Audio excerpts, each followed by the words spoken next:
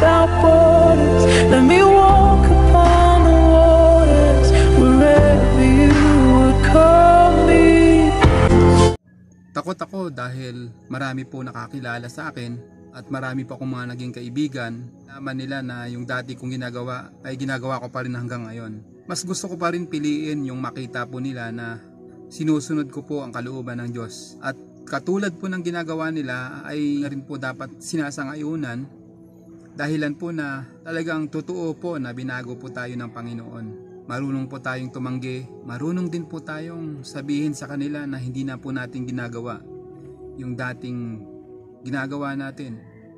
Ang mahalaga po yung sundin natin yung naayon po sa kalooban ng Diyos. Gawin yung tama at pagsisikapang iwasan ang magkamali. Hindi naman po ako perpekto. Tayong lahat walang perpekto. Kailangan po nating umiwas na magkamali. Takot ako na masira yung pagkatao ko, yung pangalan ko.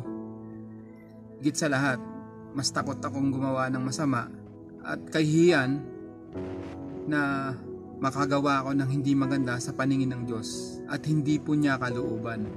Maaring sabihin nyo, sabihin ng sino man, pero yung mga bagay na bago mo gawin, desisyon po natin yun.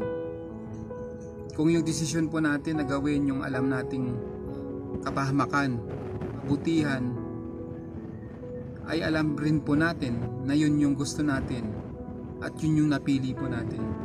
Sa buhay ko, wala na po akong maitataas pa na iba. Wala na rin po akong ibang Diyos kundi ang ating tanging Panginoong Hesus lang, nang siyang nagbigay ng buhay para sa atin.